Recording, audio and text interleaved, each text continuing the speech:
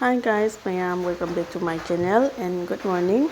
Mayam ko ngasi se ay pot aman pot ke toy ne ba ko. Ichan bi na maning dak sidagi video angan gi hona bi ko ma to pang ta ko lay ni mai se.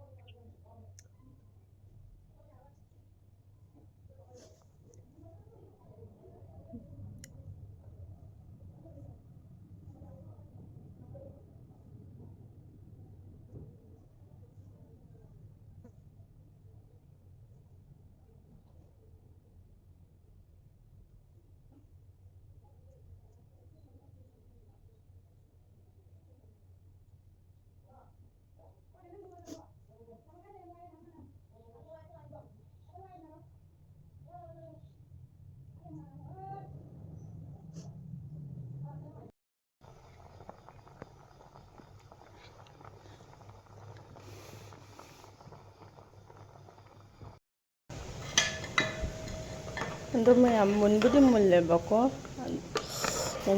sok taw budi ja do mahi se khatang no phakchan gi sunan khali ne ba ko phut pai se dei ina alu ha pi se ko gi mogi motor buguni motor thongba de mai motor buguni thongba de mai thong te ne ba alu sunan khatang mo pon ta han ga ni mayam ai gi voice se ta ba khatang nuai ram ai khanaw se khatang nuai te ba ko Tilaya mayam mathel amana ko sigi papor se hawrani wet bi ma mela nya ba sigi papor se jam sakina hawani chidra jeu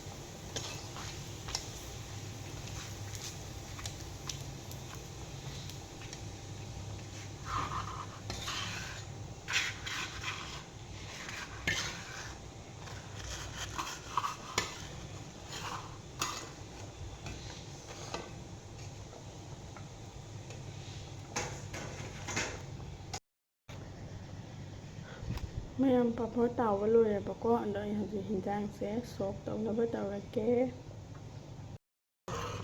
do mayam ai siga ma chu thung ke loi ha kare ba ko do siga thaw sa hali thaw se jaira ga siga hapchan nganya ba no khang se sare siga maroi lai re ba ko is khabai ta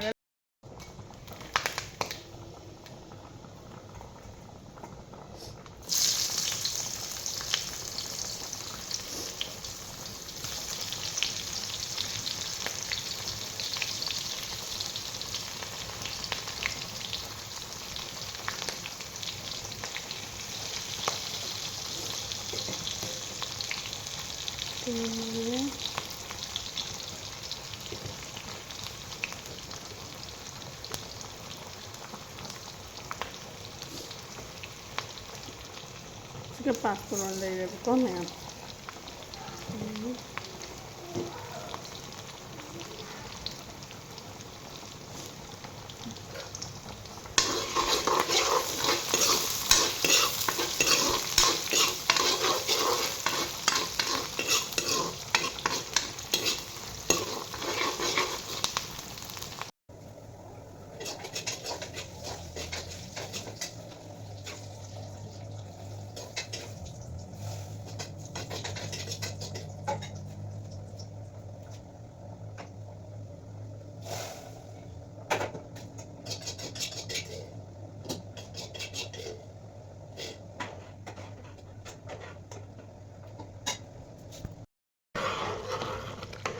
ꯑꯗꯣ ꯃꯌꯥꯝ ꯑꯩ ꯍꯤꯟꯖꯥꯡꯁꯦ ꯊꯣꯡꯕ ꯂꯣꯏꯔꯦꯕꯀꯣ ꯍꯤꯟꯖꯥꯡꯁꯦ